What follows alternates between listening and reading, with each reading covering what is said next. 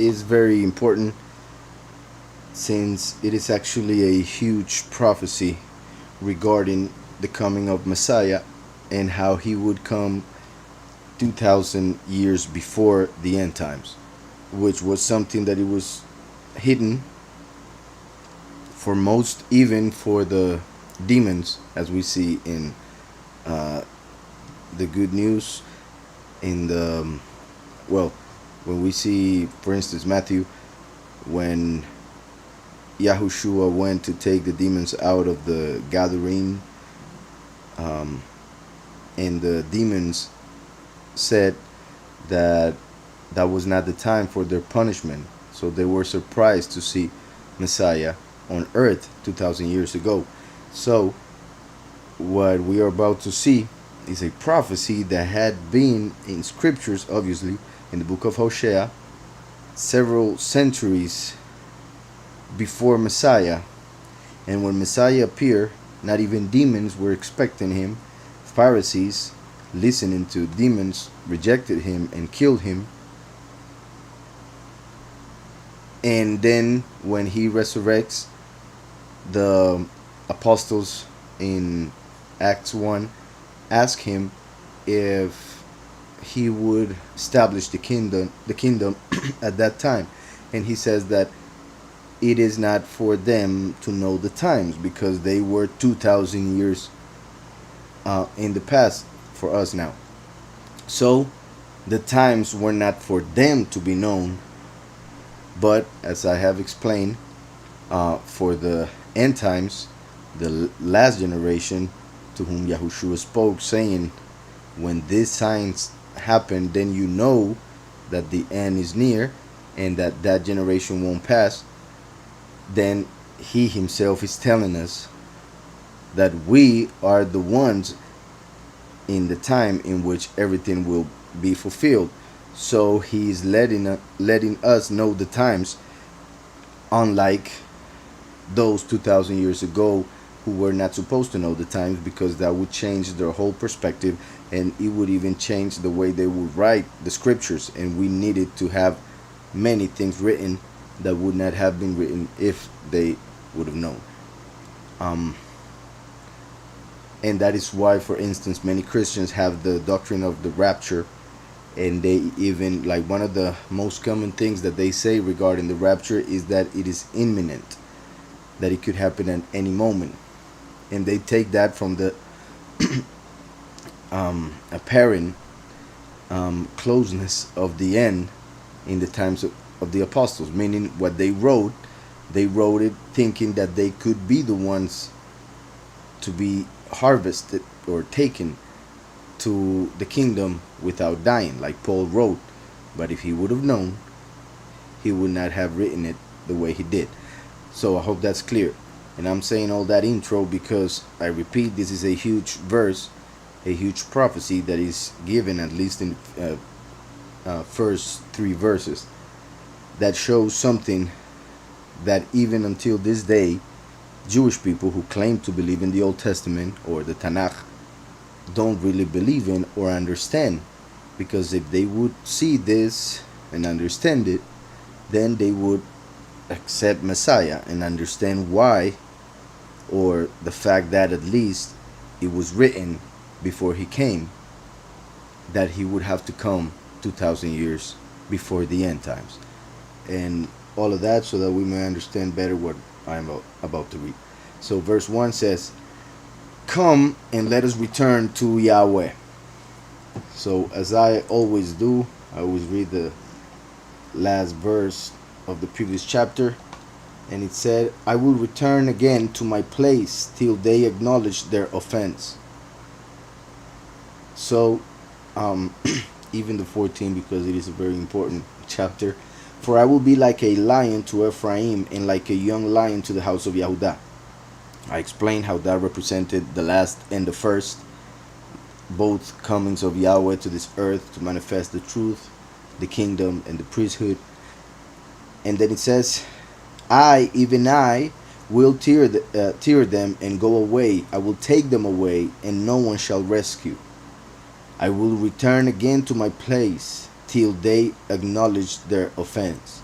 So meaning that he would come back, but until the moment when they acknowledge what they did, then they will seek my face.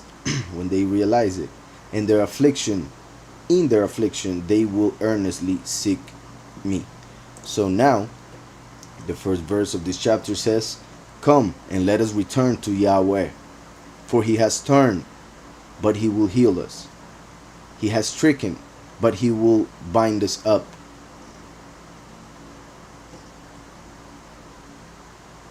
After 2 days, he will revive us. On the third day, he will raise us up, that we may live in his sight. So, as we know, it is written in the book of Psalms, and also Peter said it, the fact that to Yahweh, 1 day is what to us is like 1,000 years. So 1,000 years to Yahweh is like a day. So that is why when we see that Yahweh created all things in 7 days, was for us to understand that this creation would last 7,000 years. So when we take that in account, which is a very important key of interpretation for scriptures, we read this and it says, I repeat, come and let us return to Yahweh, meaning they were going the wrong way, like when they rejected Yahushua. Now they who rejected Messiah for so long have to come back to Messiah, have to come back to Yahweh through Messiah, who is the only way to the Almighty. While on the other hand, those who have been claiming to believe in the Almighty and believing in his Messiah, at the end times they will realize that they were not going the right way, so they will have to turn back. For he has torn, but he will heal us. Like the fact that the people of Israel were scattered around the whole earth, and through it fell in slavery and a bunch of other things that caused a lot of pain to the people. So he has torn, but he will heal us. We were torn because we sinned, but he says that he would heal us. He has stricken, but he will bind us up. Mentions 2 things, like always, because of the first and the last, how they would reject both first and last, strike the first, or well, torn the first, strike the last, and therefore they deserve to be torn and stricken. But because of the fact that some of them, the many, will finally return to Yahweh, recognizing their mistake, then Yahweh will heal them and bind them up, as in putting bandages on them. And then he says, after 2 days he will revive us. So that was saying that Messiah would go away after being killed, like we just read in the end of chapter 5. He said that he would go away until people would recognize what they did. Obviously not. There are 2 ways of seeing it, because the 144,000 will realize that the teaching that they are receiving is not the true teaching, and then when they realize that, they will seek the Almighty, and Yahweh will reveal to them, as he has been doing, the true doctrine. So that is in a way a fulfillment of this. However, obviously there will be a time in which everybody that has ever lived on this earth will be present, and they will all know what they have done and who is king. So then they will have to recognize his power and his kingdom, etc. So my point is that there will be a microcosm when the 144,000 realize, turn back, seek his presence. They will be healed, saved. And the many, since they won't do it on time, They will have to go through the great tribulation, die, and then they will be resurrected, justified, and they will recognize who the true Almighty and Messiah is. So all of this has to do obviously with the people. He's talking in plural, but has to do with the fact that they rejected Yahweh and even killed his son 2,000 years ago. That's why he mentions 2 days, because 1,000 years to Yahweh is like a day. So today, 2,000 years. Come, let us return to Yahweh. Also, when we read Isaiah 53, there are actually many chapters that show that Yahweh would send his Messiah as his son. He would die, then be resurrected, and through that, life would be offered to all those who believe in the way that Yahweh sent.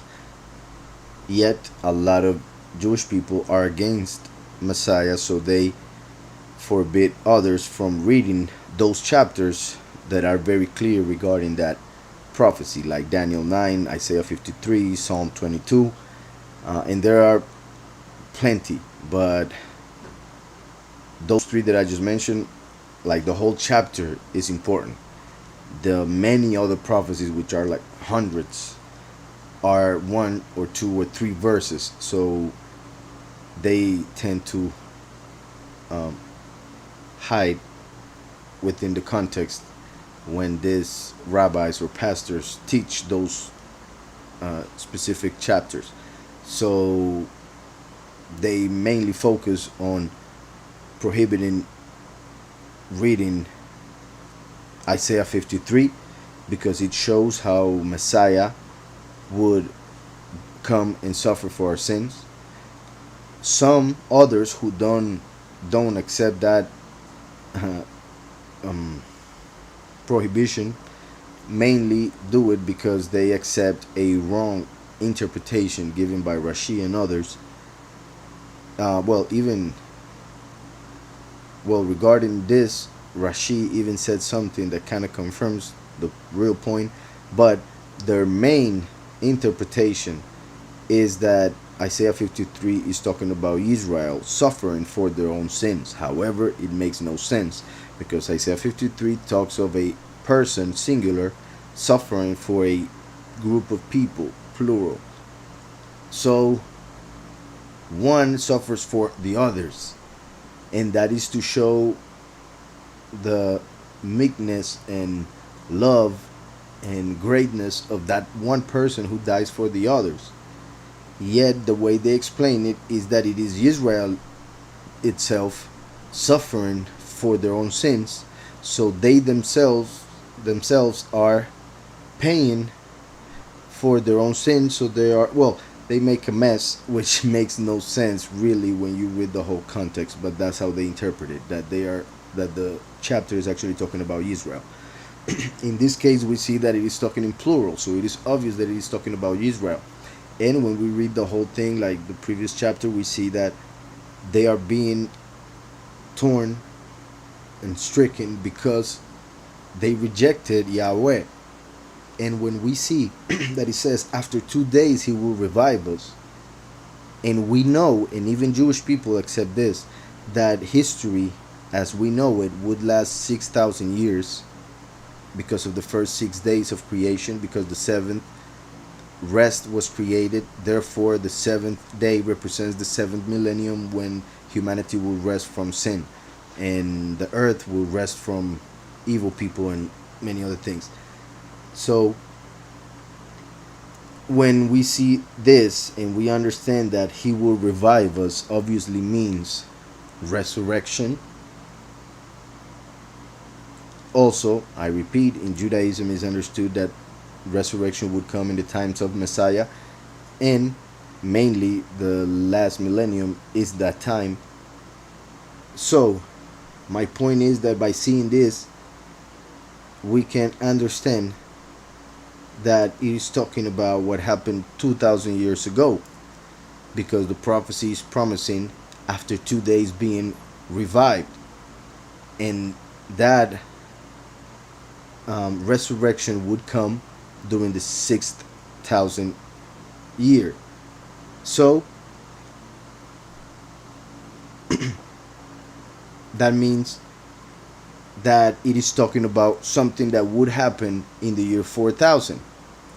And what is the amazing thing that happened in the year 4000? Israel rejected the Messiah and killed him. So this whole thing has to do with what happened 2000 years ago.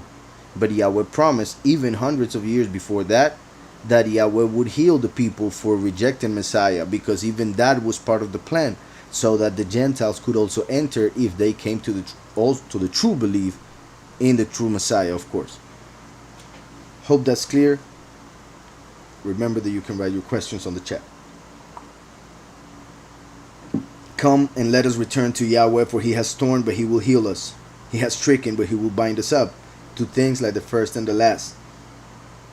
After 2 days he will revive us. So since they rejected Messiah, they were destroyed. Some during the year 70, and many others along the 2000 years. But he will heal us. He has stricken us, but he will bind us up. After 2 days he will revive us. So at the end of 2000 years from when they rejected Messiah, the first resurrection will happen. That is the resurrection of those who will enter the millennium, the 7,000 years. Well, the 1,000 years, starting with the year 6,000. That is the Shabbat, the millennium. And the first resurrection will be at the very beginning of it, when the chosen few who do not die and the many who do die and then resurrect, they enter the wedding of the Lamb. The few are the congregation that marries Messiah, and the many are the ones who are invited to the wedding. So those are the ones that are revived after 2 days. On the third day he will raise us up. So that could be even seen as a prophecy of Messiah resurrecting after having been hurt and stricken by his own people. But I repeat, it's talking in plural, and we see that it's talking about how after 2,000 years there would be a resurrection, and then after one extra 1,000 years, after the end of the Shabbat, another resurrection. That is the second resurrection, obviously. So, just a second. So, after 2 days he will revive us, the first resurrection. On the third day he will raise us up, the second resurrection, to enter before the throne for judgment day, in which every single person that has ever lived will be present to be judged by the few who did not die 1,000 years before that. So, on the third day he will raise us up, that we might live in his sight. And that even shows that by that moment, everybody who has entered, obviously, after judgment, will live in his sight. It's talking about 3 days of 3,000 years, pretty much. Those 3 days are 3,000 years, and it takes us to the time when Mashiach was rejected, then resurrected, offered life, and through his resurrection, his Ruach, this will be possible. But all of this was written hundreds of years before Messiah came and died. So I repeat, it shows how he would come, be rejected, and then humanity would still have 2,000 years to go, which is something that most didn't understand at all, and still they don't, even though it is written. So that we may live in his sight. Let us know. Let us pursue the knowledge of Yahweh. As we read in Hosea 4:6, my people are destroyed for lack of knowledge. Therefore, we must pursue the knowledge of Yahweh. That is very important. But people tend to want the knowledge of the world, meaning knowledge of making money, how to make money. That is the main one.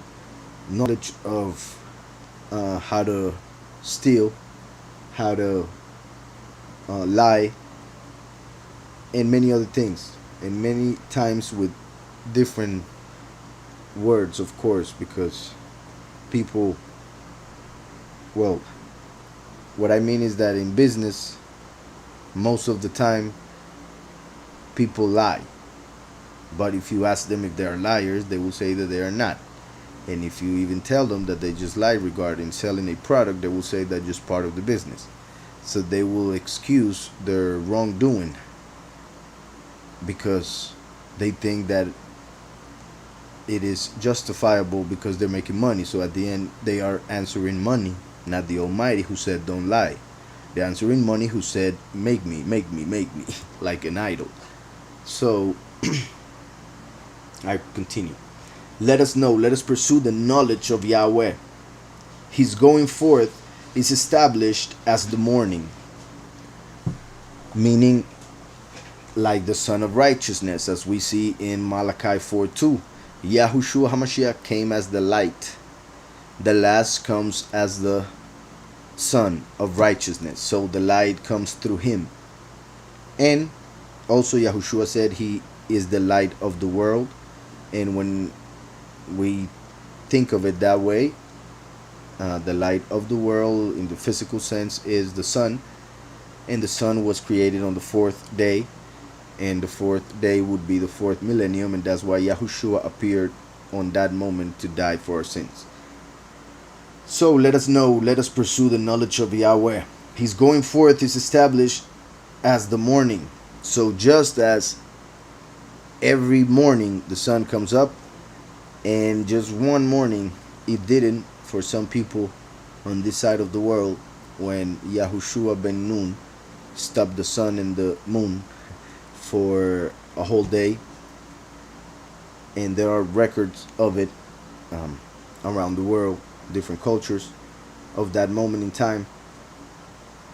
So, but that moment was special.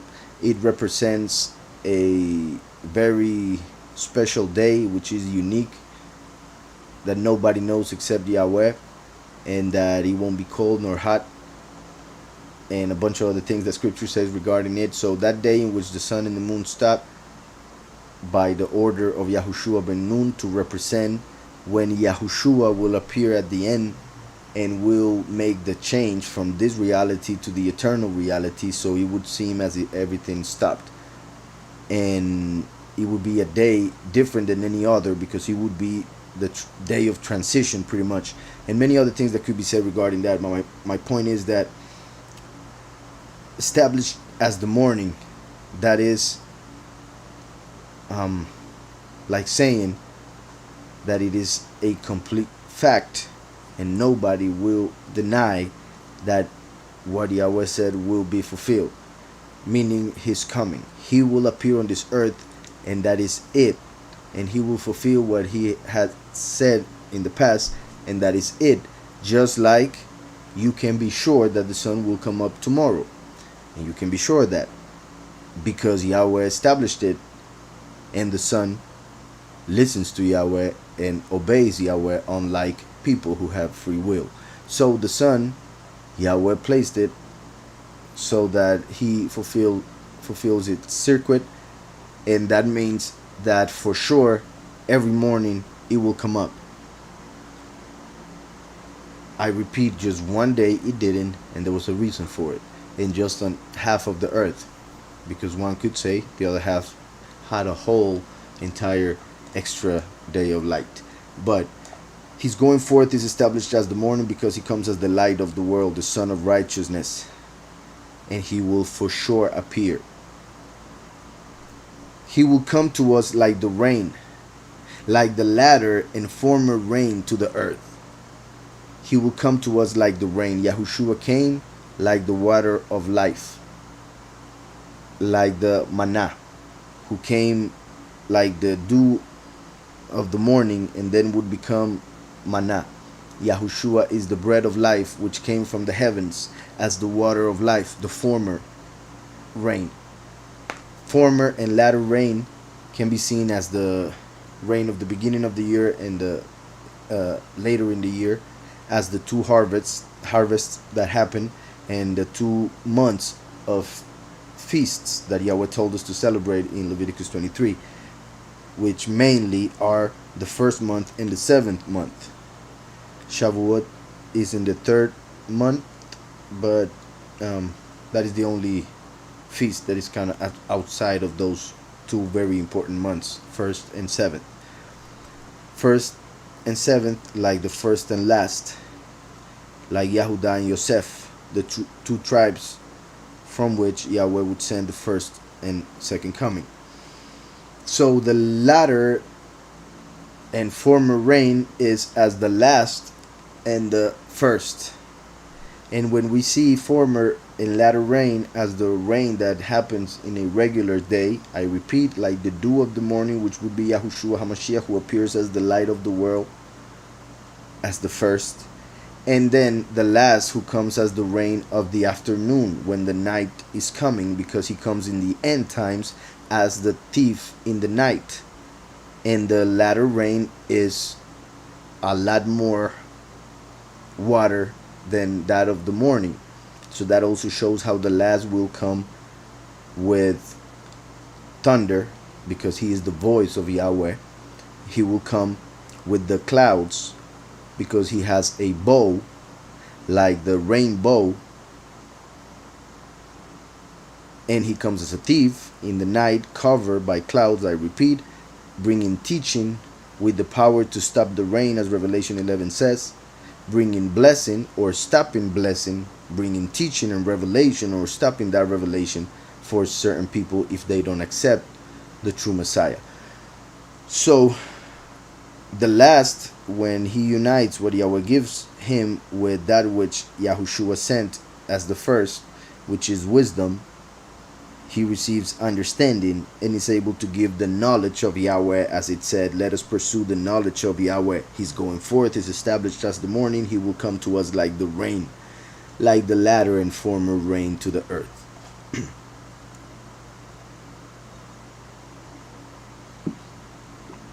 Verse 4, O Ephraim, what shall I do to you?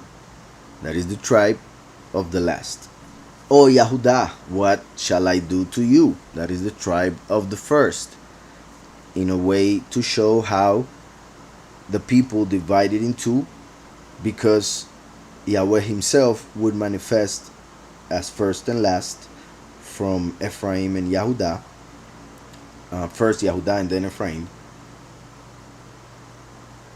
And showing how each of those two groups of people committed different types of sins. In many ways the same sins, but in different times and in different ways. And just like I have explained regarding males and females, they tend to have different weaknesses or strengths.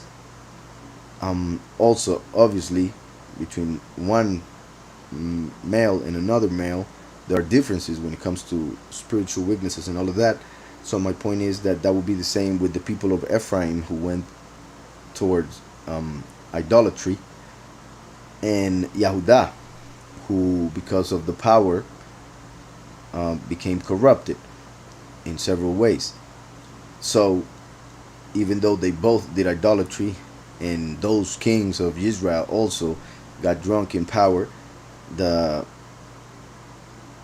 idea is that one has a special weakness and the other one has a different one. So that's why he mentions both, and that's why also Yahweh himself had to appear twice to pay for both parts of Israel, those of the north and those of the south. So, O Ephraim, what shall I do to you? Those of the north. O Yehudah, what shall I do to you? Those of the south. For your faithfulness is like a morning cloud, and like the early dew, it goes away. Just like Yahushua came and went away. But in that sense, obviously, because of the things I was saying regarding the former rain and the manna, but in this case, Yahweh is talking about how the people were so faithful at the beginning, but very quick to betray and to turn away from Yahweh, to stray from the way, etc., go into an apostasy pretty much. So, for your faithfulness is like a morning cloud, which any ruach, any wind, can move or take away. Like we also read in the New Covenant, that many people are like clouds or like the waves of the sea. For your faithfulness is like a morning cloud, and like the early dew, it goes away. So they have faith, but then it goes away. They are faithful, but then they rebel. Therefore, I have hewn them by the prophets. So, since we know that people are as trees, and we are supposed to give fruit, and we see in Hebrews 13:15 that we must give sacrifice of praise, which is fruit of lips that confess his name. So, when we confess his name, his true name, of course, then we are given a good fruit from our lips. But when somebody confesses a false name, wrong words, etc., they are given bad fruit. And a tree which gives bad fruit is cut. As Yahuhanan the Immerser said, the axe is already placed at the root of the tree, and those trees which do not give fruit will be cut and thrown in the fire. So there are some who are trees that do not give fruit. There are some others who give bad fruit. They are both bad, as Ephraim and Yehudah. So therefore I have hewn them by the prophets. So the prophets are like axes.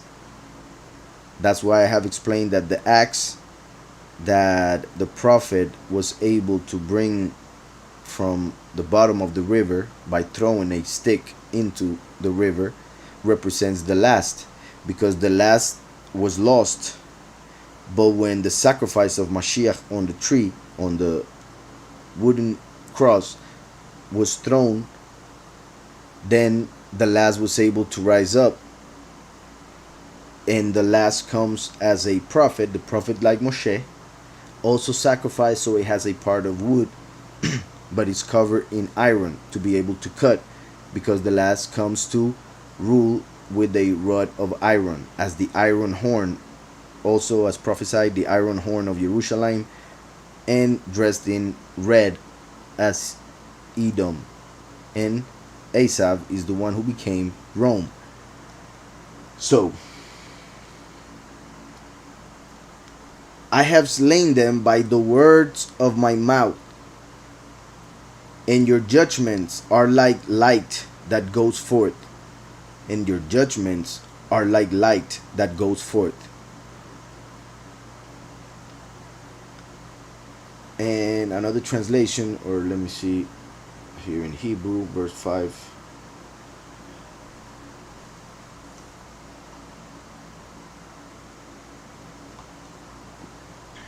And your judgments like the light coming out, or like the light that came out. So meaning the judgments on the people are clear to Yahweh, and just as the light comes out in the morning, so everything will be revealed, like light that goes forth. And this verse that comes next is huge, but when it comes to that previous one, therefore I have hewn them by the prophets, I have slain them by the words of my mouth. The prophets like the voice, words of my mouth like Yahushua the word, who is the sword. That's why I slain them by the words of my mouth. The sword of the Spirit is the word of Yahweh. So that is important, because we see in Revelation when Yahushua, Mashiach, speaks to the congregations in the letters that he sent them, he says that he will come and fight with those who have turn against Yahweh or going the wrong way in the apostasy and fight with them with the sword of his mouth. So it is also written that he won't destroy the evil one with weapons, literal weapons, with a sword or a bow, but with the ruach of his mouth, which actually is represented by a sword, and when it goes very far, by the arrow thrown with a bow. But once is the metaphorical, which Yahweh uses a lot, and obviously another one to actually use a weapon to hit somebody and kill him. So Yahweh speaks that when he comes as the last, he will fight, but in a spiritual sense. So that's why it says, I have slain them by the words of my mouth. Verse 6, for I desire mercy and not sacrifice.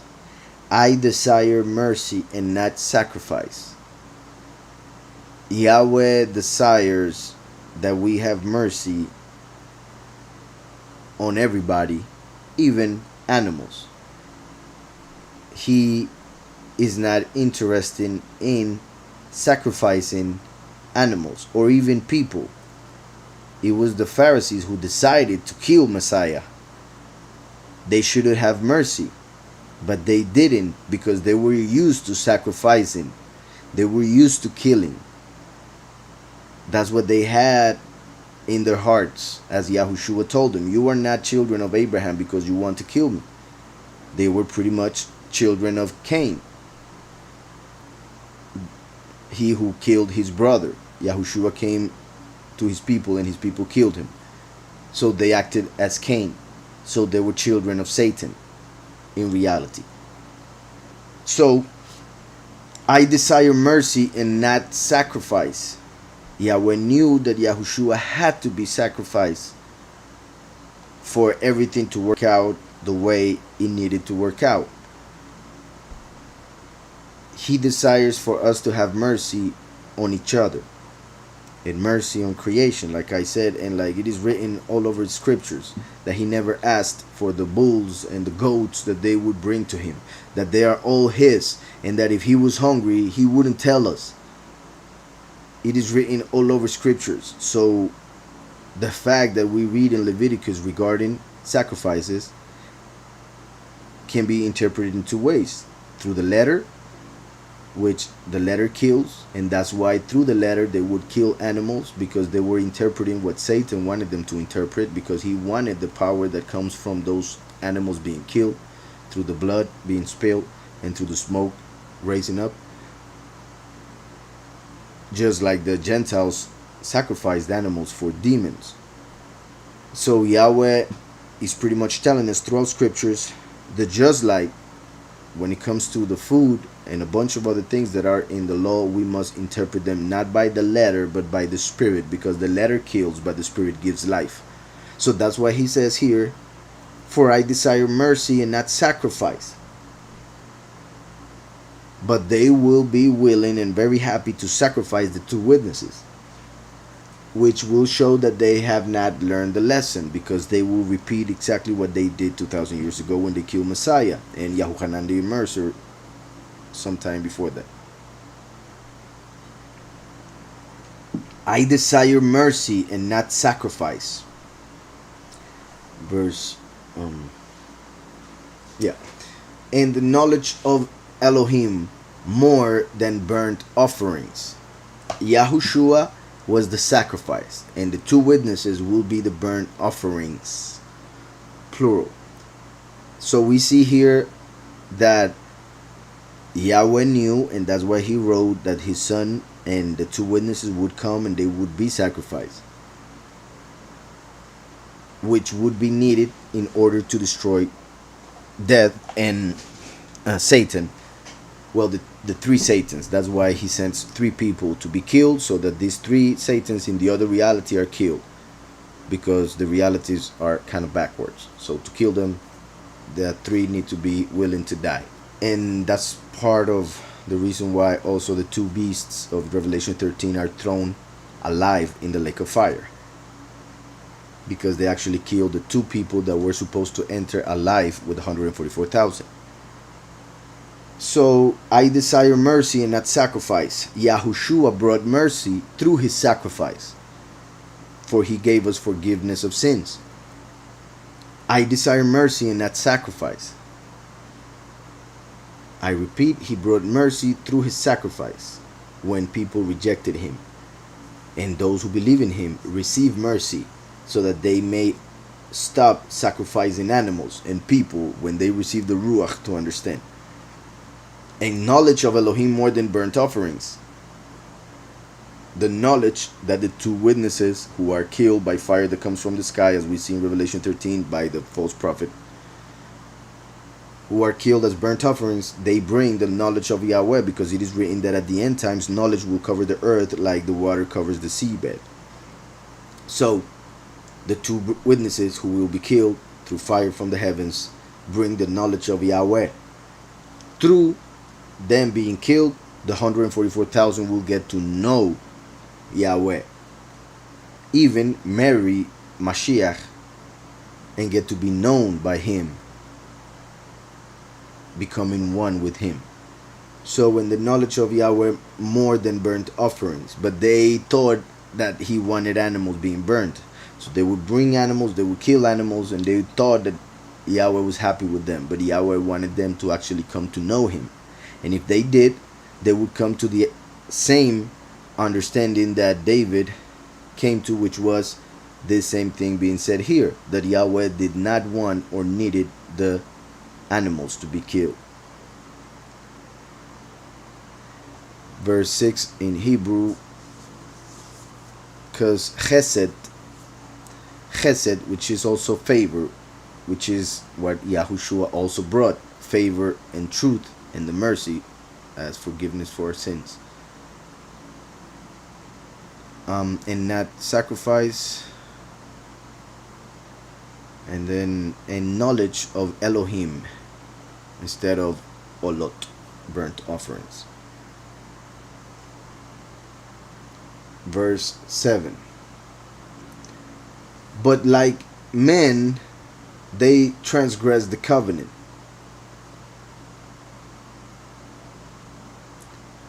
But like men, they transgress the covenant. There they dealt treacherously with me, confirming the fact that he's talking about how he would appear in the year 4,000, 2,000 years before the end, and he would be rejected and sacrificed because they had no mercy, for they did not know Yahweh. Since they were so focused in sacrificing animals, they didn't get to know Yahweh. So when he appeared as a man, they rejected him and killed him. So now Yahweh told us that after 2,000 years he would bring the first resurrection, and after 3,000 years the second resurrection.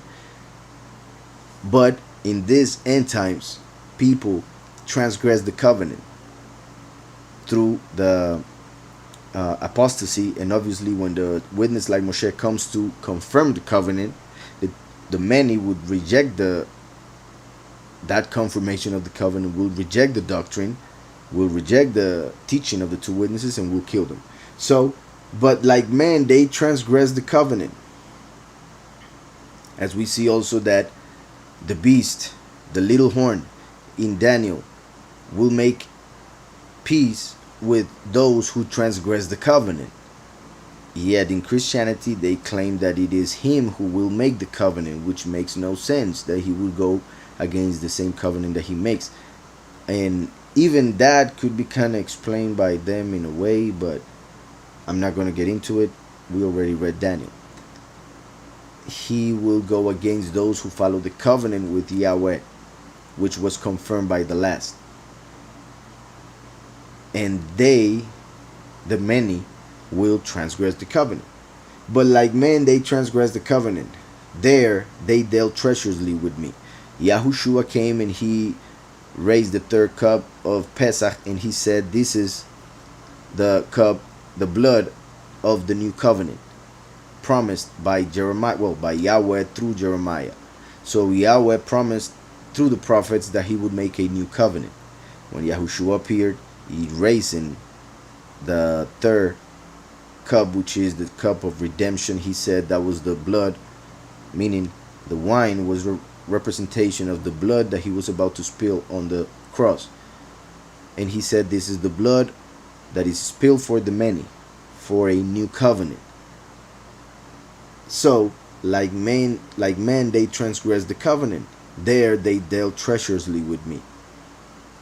Gilead is a city of evildoers and defiled with blood.